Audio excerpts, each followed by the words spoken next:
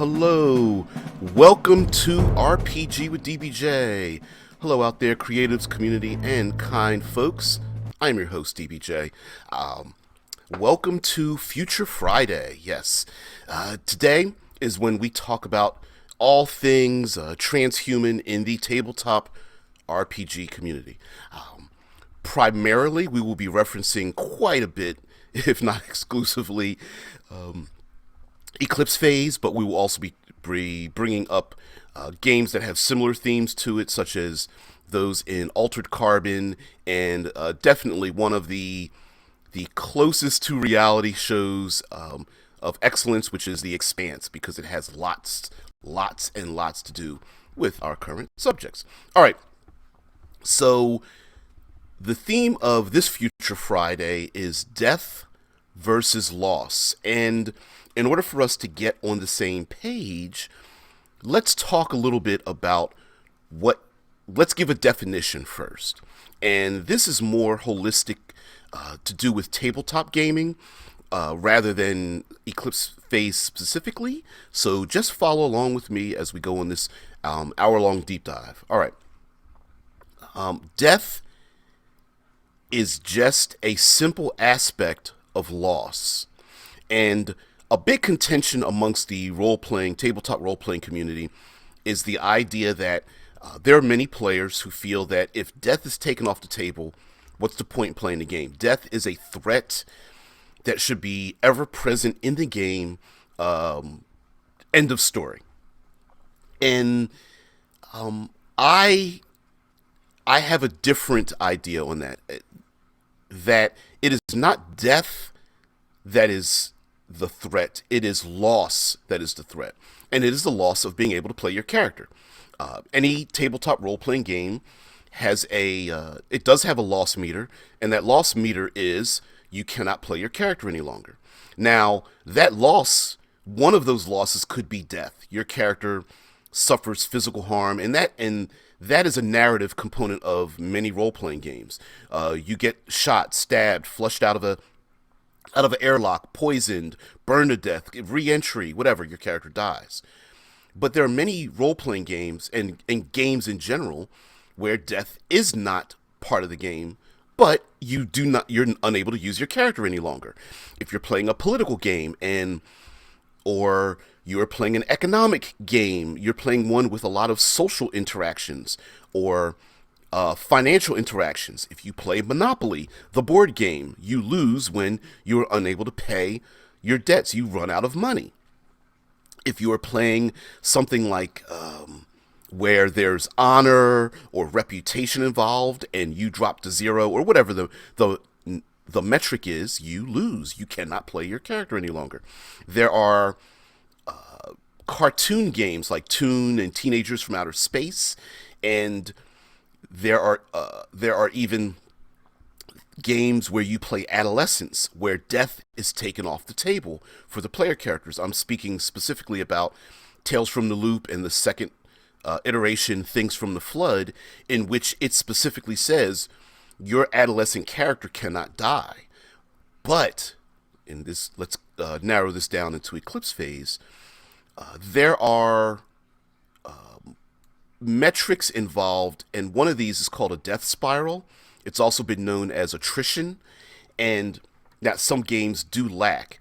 Death spirals or attrition in gaming parlance is basically when your character suffers some kind of loss, whether it's physical harm, loss of reputation, insanity, you suffer psychological harm.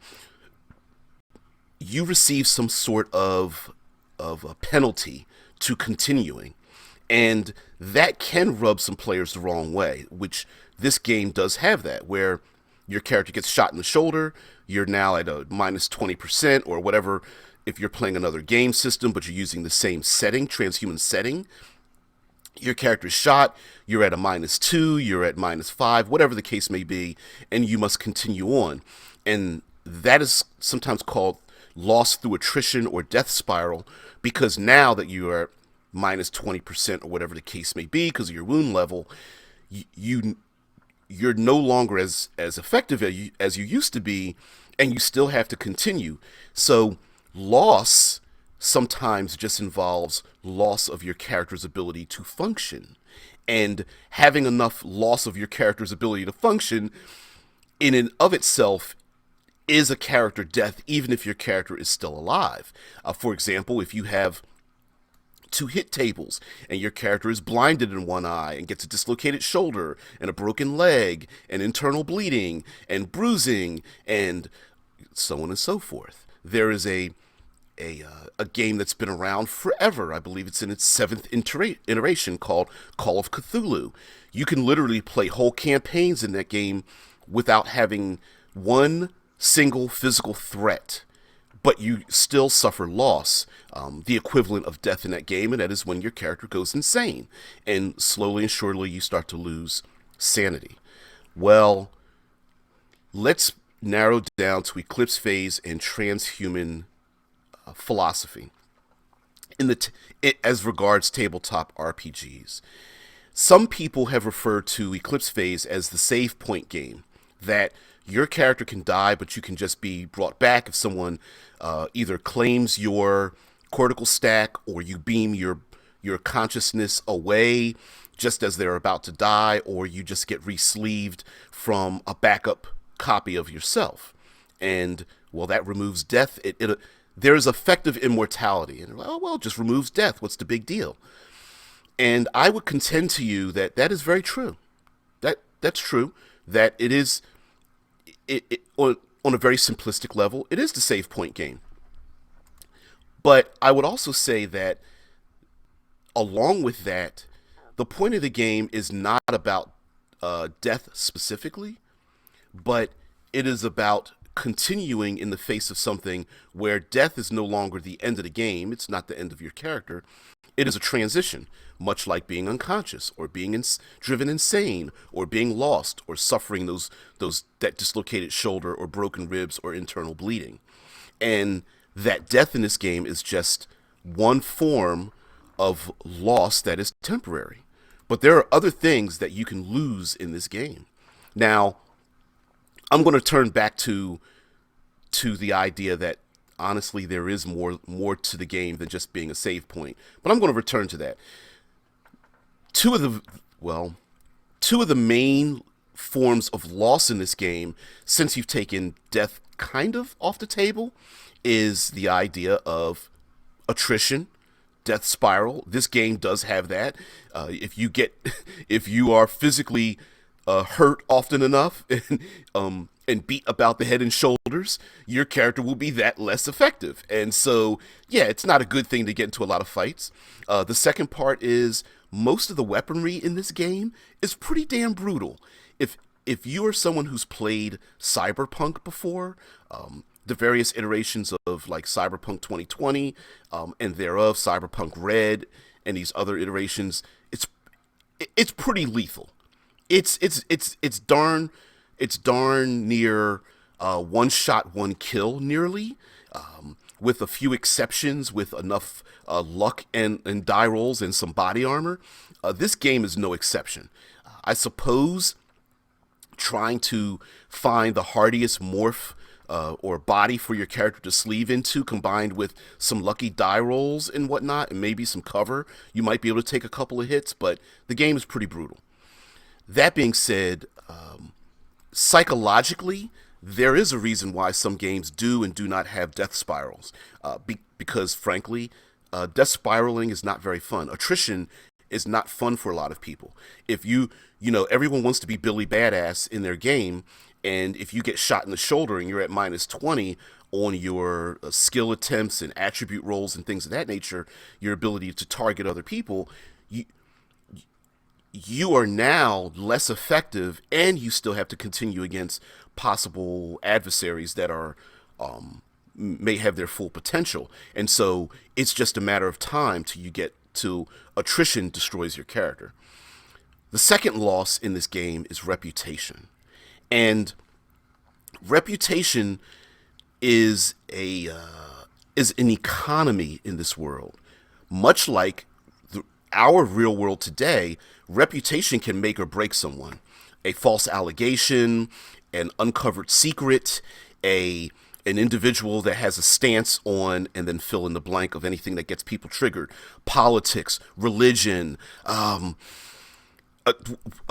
gender, marital status, your opinion of comic book movies, right? You take an opinion and you have a hardcore opposition to you that can or cannot affect your reputation depending on if they target you. Now take that and turn the volume up to 11 in this world where you can live or die. You have resources available to you because of your reputation. And if your reputation starts to diminish, you could be effectively non-present in the gaming world due simply to your reputation. You become basically an inefficient and useless character in many ways, especially if you're playing a criminal or a firewall agent or something that you can't operate. Reputation is necessary. Reputation is an economy. It is something you spend. It is how you get resources. And I would contend that in many ways, remember, in this game, you purchase reputation in Firewall. So if you start to burn your reputation in Firewall, ignoring their rules, blowing habitats up when it's supposed to be a stealth mission, those kind of things, blasting away at innocents and NPCs because, well, they're cannon fodder. I mean, of course the GM is going to put dangerous NPCs after you. Why not just blow them up, right? You can lose reputation, and your loss of reputation can make them enemies of you, and these reputation networks extend far and wide, which is why they exist in the first place. If you're way out on Pluto and you're able to access your resources, the opposite is true. So let's circle back. Let's circle on back to the lack of death in Eclipse Phase, Altered Carbon, and any game that has something called a cortical stack. So just as a reminder for those who don't know, a cortical stack is like a black box for your brain. It is. They show a physical example of this in Altered Carbon. It looks like one of your vertebrae, or maybe the cartilage between your vertebrae. It is stuck in the back of your head. It can have many forms. Maybe some people think of it as a black thumb drive or something like that. Whatever the case may be, maybe a grain of rice, doesn't matter. It is a black box for your brain and records your entire experiences and emotional context and everything up to that point, both prior and to that point up to real time. And because it records everything, yeah, it records all the good stuff, all your skills, all your badassery. It also records the trauma that you've suffered. See something terrible, find something that no man should know. This is a game of existential horror, and if you see a basilisk hack, if you see something that is code that can infect your brain, it can infect your cortical stack. It remembers that exact information. You can be mind controlled, have your character die, have the information beamed back to another cortical stack, beamed to a place to have you re-sleeved. You can wake up and still be mind controlled. That code hasn't changed. So while death is off the table, someone could put a bullet in the back of your character's head. Your cortical stack is all right, is fine. You have backup insurance because before this mission you backed yourself up. Sure, you'll survive. You'll get re-sleeved. But here's the thing. In this game, it is not death, but it is loss. Loss of memory. Loss of how you died. A very common noir sci-fi portion of Eclipse Phase and Altered Carbon. It's been used there. It was used in an 80s novel known as Voice of the Whirlwind, and we've seen this used in mystery thriller novels and such, where someone wakes up with a loss of their memory. There's a movie called Memento where a gentleman has short-term memory loss, and that is, you're alive. You just don't remember what the hell just happened 5 minutes ago, an hour ago, 15 years ago. When was the last time your brain was When was the last time you went to the place to back up your memory? If it was 15 years ago, you're going to be reinstantiated, you're going to be re-sleeved, and you have a loss of your memory. Maybe you have a loss of sanity due to something. Hey, just before I took that bullet to my head, I'm going to beam my brain out so I can come back or something. That's cool. But remember all those dead bodies. Remember your family members that were killed before you. Remember your firewall agents whose bodies were ripped apart little by little and their flesh skinned from their bones. Remember that? Remember that thing that caused you psychological harm? Yeah, that PTSD, it's hardwired in your brain now. Now, there's even more loss than this. There's loss of memory, meaning that how many times have we seen a intellectual property where the hero wakes up and we follow the hero, and the hero doesn't even know they have a loss of memory. This is something that is very important in the game. We're going to get to the loss of memory thing, and how about an edited memory? Maybe you have memories that never existed in the first place, or someone has been edited out of your memories. A shadowy figure who you are just quite not able to put your finger on, not knowing that you grew up with this person. Maybe this person was your spouse and you don't remember this, okay? Along with all of this, there's something else that happens as well. Yes, total recall in all its forms is absolutely, positively a thing in this game. And you're going to hear me say this on future Fridays. Please incorporate these things in the game, or you're only playing half the game. Another aspect of loss that involves something that does not involve death is the fact that maybe, just maybe, you're not really you. Maybe you're a copy of yourself. The real you is out there wandering around. Maybe the real you is an asshole. And you wake up as this great person with a great attitude. I'm going down the total recall path, right? You've got this great attitude. I'm a do-gooder. I'm going to stop evil. And then you get a message from yourself that says, hey, listen, like, I put you undercover in the firewall. I'm telling you right now, the best thing for you to do to be fully yourself, you're going to need to download the rest of these memories. So we're going to take firewall down. And you're just like, wait, who said that person looks like me? I love firewall. Why would I do that? And come to find out that, no, you're a copy. That's not really you. And that in and of itself can cause harm to yourself. Now, here's something else. Let's go even further with taking death off the table, but there's loss. Sometimes, just sometimes, remember I'm talking about the death spiral, I'm talking about attrition. There are lots of players out there who would dare say that, hey, I made up Billy Badass, Billy and Bernadette Badass, and hey, Game Master, listen, I don't want you affecting my character.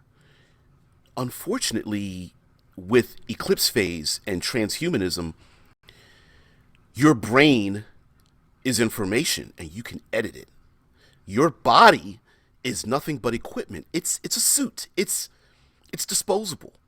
So when you are quote unquote killed and you take that bullet in the back of the head, you get flushed out an airlock, you die on re-entry, you're crushed under a density of 80 tons earthwise in the hold of some kind of starship or something, and you're re-sleeved. It's not as simple as going, well, wiping off my hands. I guess I'm going to go back. What hands?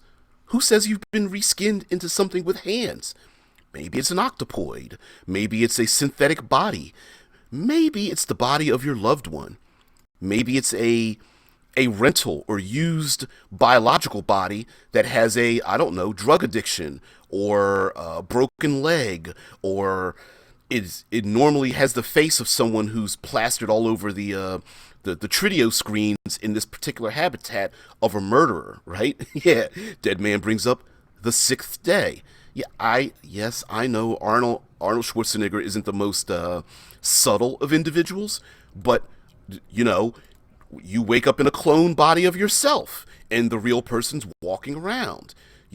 There is more to this game than dying. And guess what? There really is death in the game. Despite what people tell you, you can be killed. It's a little difficult, but the same access the player characters have to resistance to permanently dying, so do your NPCs. Hey, you want to make a character? I want to make an assassin in Eclipse phase. I want to make an assassin. I'm playing Altered Carbon. I'm going to go around and I'm a notorious assassin. Okay, how are you doing this? Well, I blast people in the head. I'm a sniper. Yeah, that's not going to do it. You're going to need social skills. You're going to need investigation. Because maybe the CEO of the company you're trying to kill, maybe he's got 6 copies walking around because he knows there's assassins. You're going to have to kill 6 individuals. Oh, wait. This person also has backups of themselves. How many backups do they have? 1? 12? 684? Where are these backups located? Mars? Luna? A couple of space habitats? Maybe on an unlisted satellite drone that's orbiting the Earth. Maybe there's a backup that's way out in the Oort cloud. Who knows? Maybe this individual also has a vacation home orbiting on around an asteroid on Saturn.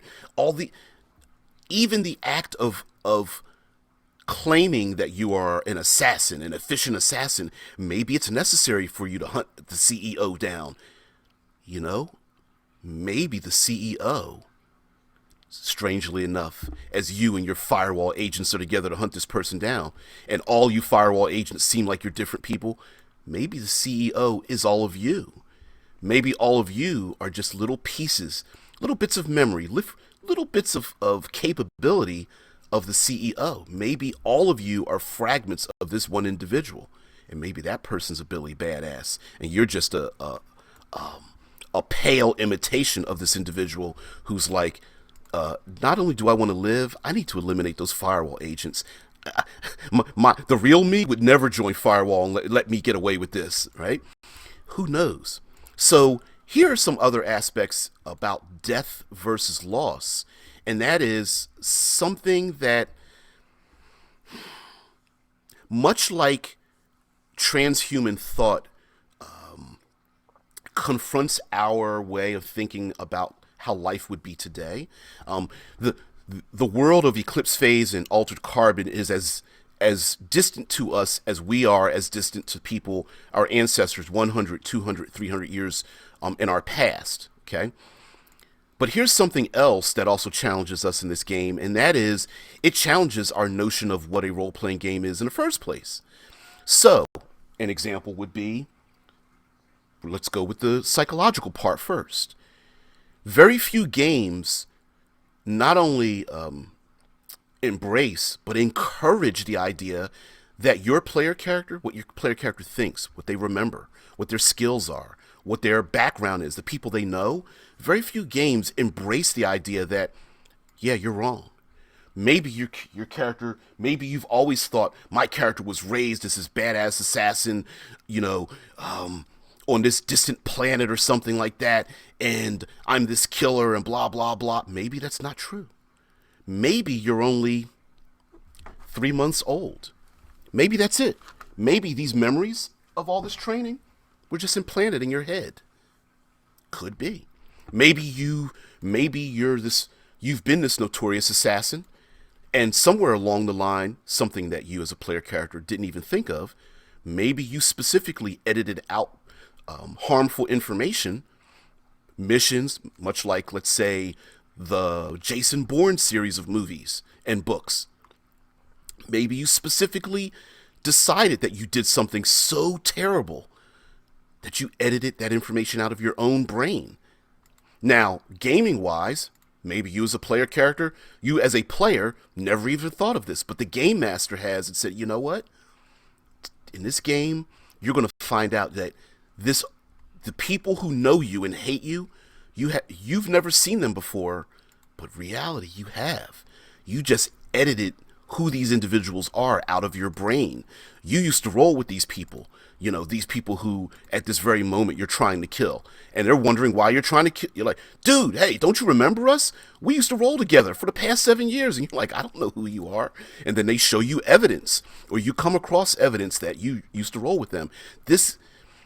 If you do not embrace this idea, I think you're only playing half the game. And that is a difficult pill to swallow if you are a player, and it challenges the notions of what we have in most role-playing games. Here's the second thing. Your body is just a suit. It's disposable. It's equipment. Yes, I understand. You're like, hey, listen, I want to play a Storm Shadow like character from a GI Joe. I want to dress in black, and I've got these cool ass weapons, and I've got cyberware, and I've got, I don't know, implanted glands that accelerate my adrenal system, and I'm just Billy Badass. Boom, let's go. And then the game master starts the game and goes, all right, guys, you're on the moon, you're on Luna, and you guys are going to have to beam to Europa. Here's 5 different morphs you're going to have to pick from. There's a dolphin, there's an octopus, there's a squid. Here's a merfolk person, and you're just like, wait, what? What? I'm not. You mean my body is changing? Yeah. Yeah, embrace that. There's no guarantee, and actually part of the game embraces this. There's no guarantee that wherever you're going, you're going to have a morph that is you where you end up at, right? This isn't the A-Team where the A-Team knocks out B.A. Baracus, puts him on a helicopter or airplane, they fly somewhere and arrive, and somehow they have a black and red van, conversion van, that's exactly the one they left 500 miles away. Makes no sense, right? But again, in this game, maybe that's not the case. Maybe everyone's trying to beam in somewhere. Yep, Tesla Ranger says in the Discord, you pick an available morph or you wait months for the morph you want. Exactly. And what if there's a time limit? What if there's tension involved and that existential threat that you want to destroy because, hey, you've been hired, you're a firewall agent, you're Billy Badass. Come on, we need to stop this in Europa because they're developing some kind of antimatter missiles or something that they're about to sell to some criminal syndicate, and you've got to dive down into a 60-mile deep frozen ocean, and you're like, well, I could either wait 5 weeks for my morph to continue growing, or I could pick a dolphin morph. Which one is it? I don't know. Can I get the killer whale one instead? I kind of like Shamu. You know what I mean? I mean, that might be the case, right? Embrace it. Don't fight it, embrace it. Maybe you get beamed to the only way Firewall can insert you into a particular neighborhood is to pick some of the worst used morphs available. And we've got a drug addict. We have one that's been used and abused sexually and physically. I mean, it's got scars. They never bothered healing them right. Oh, and we've got like 3 broken synth morphs. They're mechanical bodies, but you know how kids are. They like to spray paint on them and throw rocks at them and shove them off That's all we've got. And guys, I know we're Firewall, but if I insert you any other place, they're going to know. So deal with it. Oh, by the way, here's a code to get you to the morphs that you want. That might be an adventure in and of itself. Hell, you could have an adventure where the PCs think they're going to beam into the morphs they want, and when they arrive, on Luna, maybe all 5 members of the Firewall agents arrive in one single clanking mass, right? All 5 of you are in the brain, and you're like, what the hell just happened? I thought we were all supposed to get our own morphs. And you find out from a local agent there who's one of the doctors that wakes you up from being re-sleeved and goes, listen, guys, I know you're all in there. Just relax. Heavy security. There's been an uprising. There's riots and things going on. This was the safest way to get you in here. Here's the codes to get to the real morphs, but they're on lockdown. So you're going to have to figure out your way in here. Maybe once you get these codes, maybe one of you, the hacker, can hack the system so 2 of you can get downloaded into the mainframe while the other 3 of you walk around in the body. So you see where I'm heading? There's also another piece of loss that happens quite regularly in this game that both is a difficulty in the game and challenges our notion of what a role playing game is. And simply, that's a loss of your stuff, your equipment, your clothes, your weapons. Very few games embrace the idea that, yeah, all that shopping you did prior to this game about all the weapons and the armor you want and all that equipment, all those weapons, yeah, you can't take them with you. As a matter of fact, it's kind of useless for you to take them with you. Here's what's going to happen. When you get there, Firewall is going to give you the codes to print your stuff out. Yes, we're going to 3D print all that railgun, those grenades, that body armor. You're just going to print them out when you get there. Oh, wait, hold on. Where you're going, those 3D printers, they're monitored. You can't print out grenades and a rail gun in a space station. That's going to set off before one thing gets printed. They're going to set off alarms. Oh, you didn't know that when you print your stuff out, they put in codes to track all the materials that come out of it, or they put a little microscopic what is it called, like a watermark on every item printed that tells you where it's been printed and when. You didn't know that? You didn't know they put in a grain of rice that tracks where every item goes, and you didn't know that the minute you I don't know, start to print something that either can cause a fire, cause poisonous gases, can cause physical harm to someone else as a weapon, maybe you're going to have to figure another way around this. Or maybe the black marketeer, Firewall sends you to a black marketeer, maybe there is a way for you to get your weapons, but you've got to find this individual. This person took their 3D printer off the main the main network of printers, and yes, they can print your items, but you're going to need to bring the raw materials to get those items printed. Or maybe this person says, I'm not printing them. You got to do something for me. I know Firewall sent you here, and that's fine. I'm a neutral party, but you're going to have to do something for me first. How do you know how fast something prints? Maybe you're going to have things printed in pieces all over a habitat, a space station, and then assemble them separately so that you're printing them in different pieces. Joe says, and trace backs to who printed it. Yep. Maybe when you put the blueprint in, it knows who you are. It's tracing you, either through something simple like cameras, fingerprints, voice. Who knows, right? Yep. It traces who made the request to print. In real life, 3D printing is slow.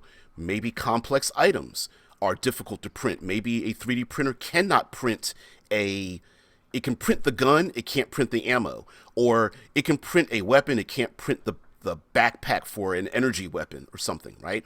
Maybe there are hazardous chemicals like, accelerants and things that it can't print. So yes, you have your gun, yes, you have your caseless ammo, but the brick of accelerant that goes behind the flechettes, you have to get from a black marketeer. And that black marketeer is off the habitat in his own derelict spaceship that's floating around, and they've made a deal with the local inhabitants of the space station to not let anybody know where his orbit is, so on and so forth. Yep. Joe says printing a 22 millimeter mini can take 2 hours. In the game, does it tell you how long it takes something to print? No. So guess what? It can print at the speed of plot, right? Not every printer is the same. And as a matter of fact, we already know that when you order things that are 3D printed, what do some of these companies say? We are going to have to rerun our printing mechanisms until we get the printing correct, right? So if a firearm has not been printed off of this system, maybe they print it incorrectly. Maybe they need to print 5 firearms to get it done right. Maybe they print a fracture in the item that you need, like in body armor or something of that nature. Yeah, Joe says printing a Dragon Mini can take a day or two. Yeah, maybe there's a time limit. Maybe you've printed out two small arms, but that rail rifle that you want, or that gyrojet pistol that you've been waiting for, it's going to take too long, and you're just like, screw it. Let's just look. Here we go. We've got five pistols. We've got 12 shots apiece. Here, everybody just take a pistol. We can't wait any longer. The bad guys are getting away with those antimatter rifle missiles, right? That's a great tension generator. Again, death off the table. But the game still goes on. It is not death, it is loss. Okay? And you could take this across many platforms in other games. Now, some games don't have a metric for it, right? Yeah, Joe agrees with me. Like, yep, failures are an issue as well, especially if you try to print things out on systems that are not designed or capable of, or expected to print things out of a sensitive nature, right? Maybe very large, bulky objects like, oh, handles, uh, the major components of a firearm are cool, but the sensitive components like detailed electronics might be very difficult, or take a long time, or require a specific printer to do so. There's no saying. I mean, it makes perfect sense for the clanking masses to have bare bones basic printers, basic food, clothing, maybe some basic furniture, over a couple of hours or something. But the rich, the powerful, the licensed are able to print out things, dangerous things, like, not dangerous, but licensed things like, for example, today we have prescription drugs. Maybe you need to show a medical license to print out a prescription drug anywhere on the habitat, the tourist that you're on. And so that means you might have to use your reputation, or someone in the group who's not near the party is like, oh, I forgot to give you my codes for my medical license. And they're like, well, you know what? You don't want to do that, because those codes carry with you. They're going to know that you're an agent. Dude, you haven't been a professional medical licensed individual in a long time. You're a firewall agent. And you're like, oh, that's right. Okay, how about we print it out, and we've got 5 hours to complete the mission before they put two and two together. The hacker's like, listen, I can put something in there to cover these codes, but eventually they're going to break it down. We've only got a couple hours to finish this job, right? Tension generators. When death is off the table, it doesn't mean the story ends. We still have so many avenues of pulling more stories, right? Yeah, Tesla's like, quote, sorry, your sword blade had to be printed in two pieces. Exactly. A handle one place, a blade somewhere else. And then there's questions. Maybe they start to send out, not necessarily the authorities, but maybe they send out an investigative drone or robot or individual comes around, a synth comes around to ask simple questions like, excuse me, can I ask you why you printed out a blade, two collectible firearms, and three of the five components it takes for explosives? I need to ask you about this. Just for my paperwork, or all of a sudden a yellow light goes off and the PCs are like, oh shoot, if it turns red, they're going to send the authorities. Okay, you answer their questions. We're going to make a run for it, right? Why not? And of course, maybe the system lets you print out the firearm and you know nothing, but it sends off a silent alarm and they start to track you down. Maybe you take that gun out the system and all of a sudden the wall slams shut around you. And then you hear a voice over this loudspeaker like, hey guys, listen, I don't know if you use damn kids again, but we're put the firearm down, throw it back in the recycle bin, and report to the infirmary or detention center right now. All right, kids, thanks. Click. Who knows? That might be a normal thing. You're not the only one. You're not the first one. Joe says, "Yeppers, the different types of materials to print with as well." that P-38 space modulator needs a special material only available in the secure storage in Sector 7G. Perfect, right? Who's to say that, like you said, you need that special material, uh, tungsten steel. Can you imagine trying to print out tungsten steel versus synth silk? Just the mass of tungsten steel itself might draw a lot of attention. Like, whoa, who's taking all those resources?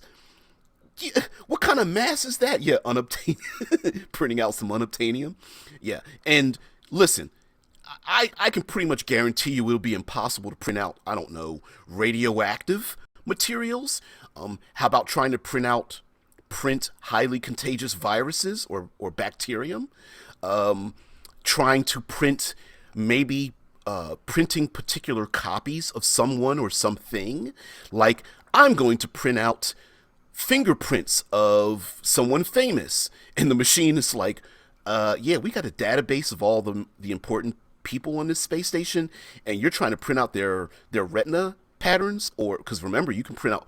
There's a possibility of printing out biological materials. Maybe that sends off an a a signal, an alarm to someone. And again, yes, you might be able to print out most of your stuff, but what if the materials aren't available in a habitat of 1,000 people and they're made scientists? Maybe they don't have the materials to even print out a firearm that you're thinking of. They're like, you can print out a soft plastic one, but a hardened, alloy steel one. No, we use that materials because we're just scientists. We don't print out things like that. And as a matter of fact, in a society where you can print out disposable items, maybe the durability of those items doesn't really matter. I need to print out a wrench. I used the wrench for a couple of hours. Maybe 3 days of using that wrench, it's kind of, it starts to break apart. Whatever, throw it back in the system, print another one out when I need it. Yep, print out a morph a la the Fifth Element. As a matter of fact, morphs, there is no specificity as to how long, when, what materials, and what expertise is needed to print out a morph. Are morphs even printed out, or are they grown in real time? I would claim that they're probably printed out. Are they printed out in full, or are they printed out 80%? And when you order a morph, they just start adding in eye color, hair, implants, internal organs. Like, are they put together piece by piece like a pod? Like, okay, let's see, we need 2 lungs, hey Brenda, hand me a couple of thigh bones. Like, are they printed out that way? Are they printed out? Is it like deep frying something? Like, you can blanch it up to 90%, and then you have to finish cooking it the last 10% when someone orders their morph with a heightened adrenal system and a cybernetic eye. I don't know. In your setting, you can have anything you want, and maybe the morph that you want to translate into and get sleeved into, again, maybe there are restrictions on specific types of implants. I guarantee you, on the moon in Eclipse phase, they are not allowing high-end biological biomorphs to be printed out in the deep caverns where the clanking masses hang around, right? That's not going to happen. They're not just going to be like, oh, willy-nilly, just print out any old body you want. No, you better earn it, and especially in the inner system economy, yeah, you better earn it. So Joe says in the Discord, I only have filament printers, but even with the filaments, there are different kinds with different applications.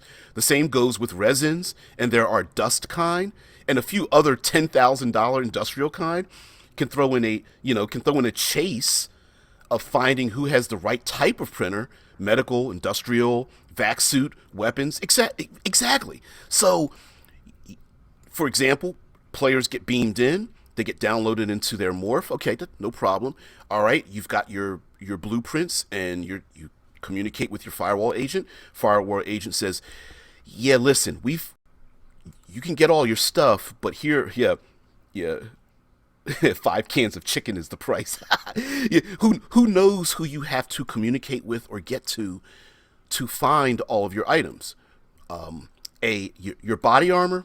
Okay, they don't think it's a big deal. It's like a vac suit, right? High-end vac suit, whatever. You can print that out in about 10 minutes, no big deal. But those high end weapons, that laser cannon you're looking for, that rail gun you're hoping to get, you're going to have to sneak into a or bribe your way or hack your way into a secure facility, get that item printed out, or maybe it's already set to be printed. Someone else picked it up, not knowing they picked up the printed item, right? There could be industrial printers that are printing things out. Maybe follow me on this. Maybe it's like, maybe it's the idea of a stuffed chicken, because you brought up 5 cans of chicken. Okay. Yeah, chicken was an expansive reference. I couldn't remember where I heard that before, but hell yeah, maybe someone says, "I'll give you your weapons if you get me some chocolate," and you're like, "What? Chocolate?" You're like, "You mean like a chocolate bar?" Yep, Hershey's chocolate, and I don't mean that. I don't mean that crappy soy chocolate. I'm talking about real chocolate. And you're like, "Real chocolate? There's only one place that makes real chocolate." And they're like, "Yep, yep." Yeah, Dead Man's like, "I do it for 4 bottles of chocolate milk. Why not? Why not?" Maybe someone says, "You know what we need? We need seed. We need some grain. We need biological material that we don't have here. We need something. Yeah, it's no big deal to you, but for us, we really need it. And maybe it's just very rare to find. Maybe it's specialized, right? Maybe someone says, "Hey, I'll print out what you need, but you hand over the blueprint to me when you're done." Right? Some rebel faction or something is like, "Hey, yeah, here's your railgun, but you got to leave the blueprint with me." You know, and then all of a sudden, illegal weapons start exploding on this habitat, and it's all your fault, right? So, so yes, but follow me on this. Stuffed chicken, okay? Maybe something innocuous is printed out. I don't know, a sofa, what's something? I'm trying to think of something blocky, right? So someone prints out a sofa, but really the blueprint also has printed out the weapons inside the cushions of the sofa, since it can print things in 3 dimensions. So someone else innocently goes to get their sofa, but you hack the system to have your weapons printed inside of the cushions of the sofa, and you have to hunt down the person who took the sofa to their house, and you have to break in to rip the cushions open to get the guns out, because you hack the system to get the guns placed inside of the cushions of the sofa. Uh-oh, that's a cat throwing up. Wow. Okay. Yeah, we're gonna have to. Yeah, we're gonna have to uplift you at one of these days, kitty. Um. Did you? Joe says on MASH, Radar and Klinger. You got. Listen. I'm an old grognard. I remember watching MASH when it was live. But on that show, Radar and Klinger were good for doing deals like that. It's also a way of making contacts for later on. And remember, canned whole chicken. But remember, the game remember, we're talking about loss, reputation loss, right? Reputation runs both ways. Yes, I know it's a gaming statistic. You have a reputation of 30% with one thing, 55% with something else, 83%, whatever the case may be. But the reason you have a reputation with those organizations is because it's a quid pro quo, a relationship. You do for them, they do for you. So getting those connections, getting those cans of chicken, getting that chocolate milk, right, to that particular habitat. Maybe when you've burned your reputation, maybe that helps increase your reputation later. Just like leaving codes for those weapons, or leaving you've hacked into a system and left a back door, and you've left that back door access open to another organization or something of that nature, right? Canned pizza? What the hell? Yeah, Joe says, vandalize the sofa and get hunted by the cops for breaking and entering. They think they are tracking. They think they are being tracked down for weapon violations. They're tracked down for sofa destruction, right? Yeah, just simple breaking and entering. Exactly. Who's to say these things aren't happening? Or or maybe the items get printed, but they're in a location that's very difficult to get to. For example, I could imagine dangerous items being printed out at the furthest reaches of a habitat, or hell, maybe even a printer that's on a tether that's on the outside of the habitat that might be necessary to print dangerous things like contagious viruses, radioactive materials, handling those kind of things. And so maybe the PCs have to spacewalk to get their weapons. I don't know why, but I mean, why not? Again, the same goes for a character re-sleeving into a morph. Maybe you beam from Mars to a habitat on one of Saturn's moons, and you arrive in a morph, a Nova Crab morph or a synth morph that you weren't expecting to be inside of, but your biomorph is there, but it's under lock and key. Maybe the authorities are like, who ordered this morph? You know, who in the world? Remember, there is still time delay, right?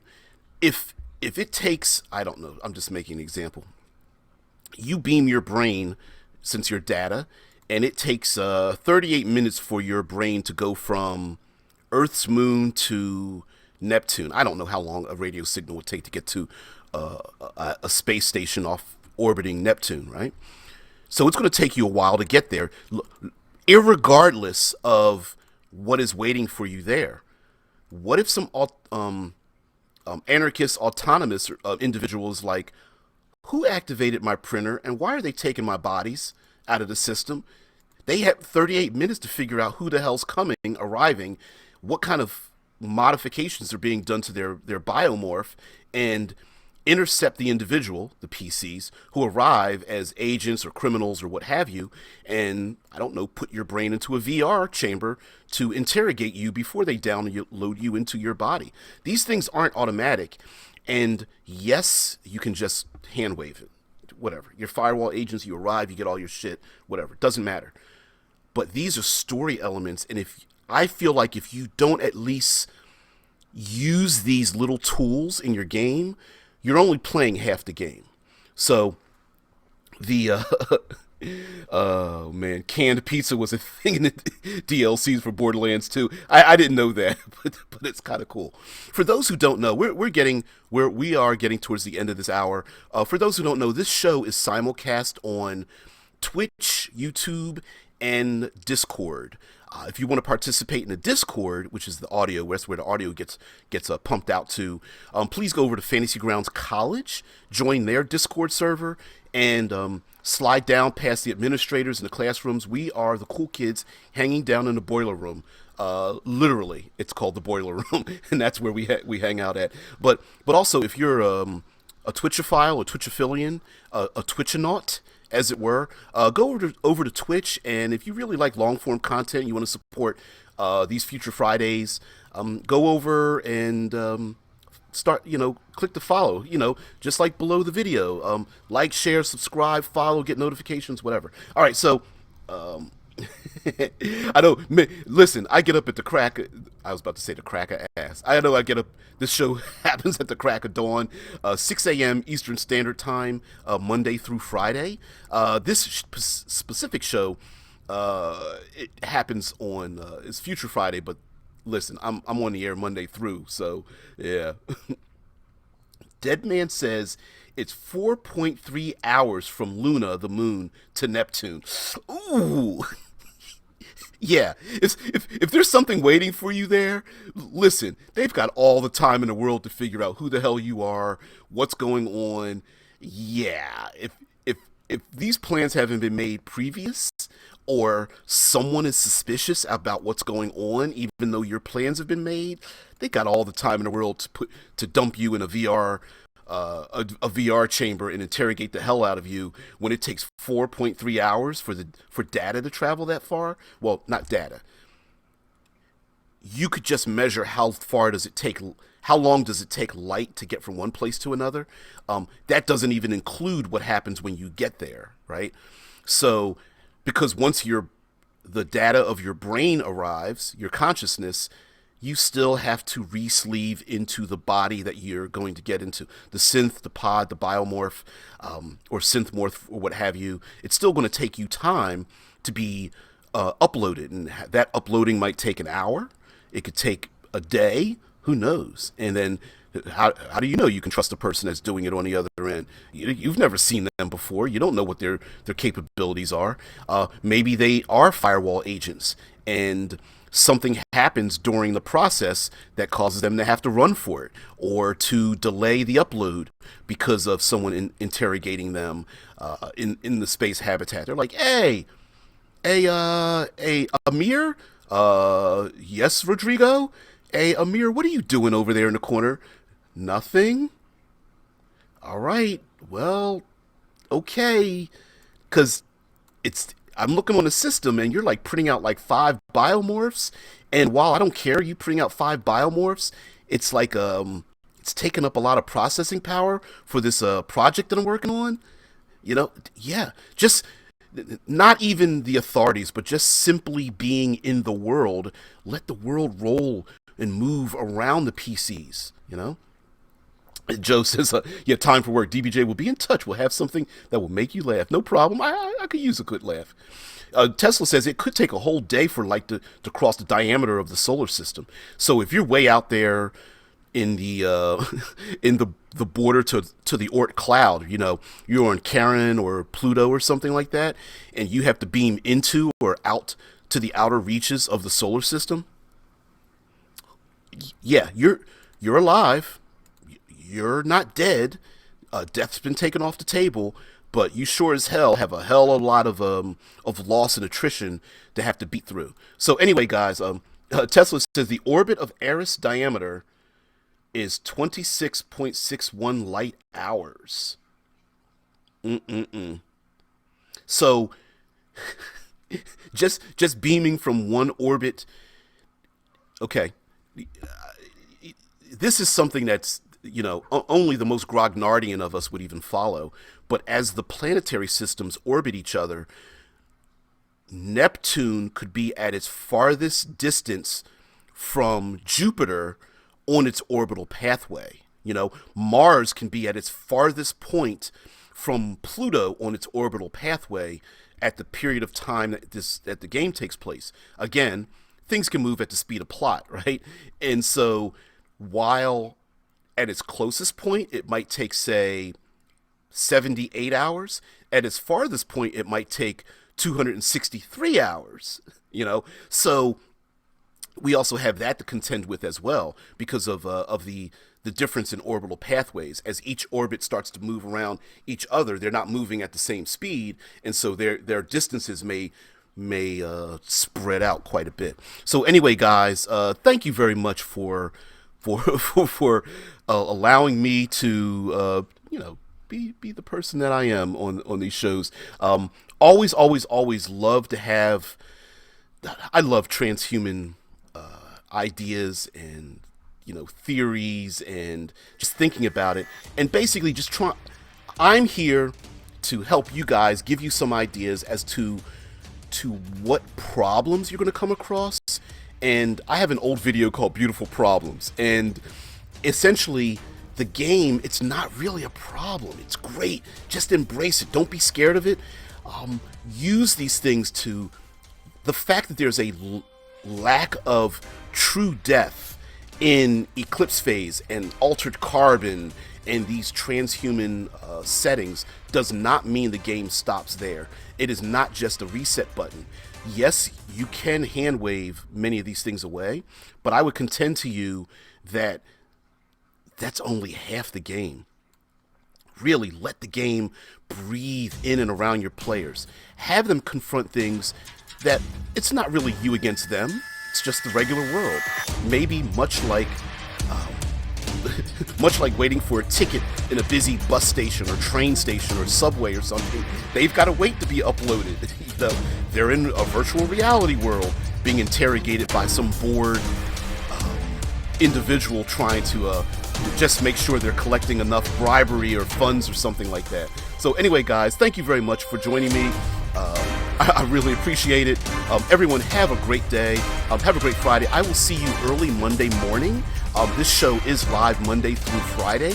Monday through Thursday, we talk about generally Dungeons and Dragons, but role-playing in general. We take one theme and spread it out all week, and then again we return back to Future Friday. So if all you want is Future Friday, no problem with me. Join me next week for Future Friday as we talk about, as we hinted upon today, we're going to have fun with nanofabrication and 3D printing, I think, Future Friday. Everyone, guys, have a great one. I'll see you later. Bye. Let's go see my ugly face.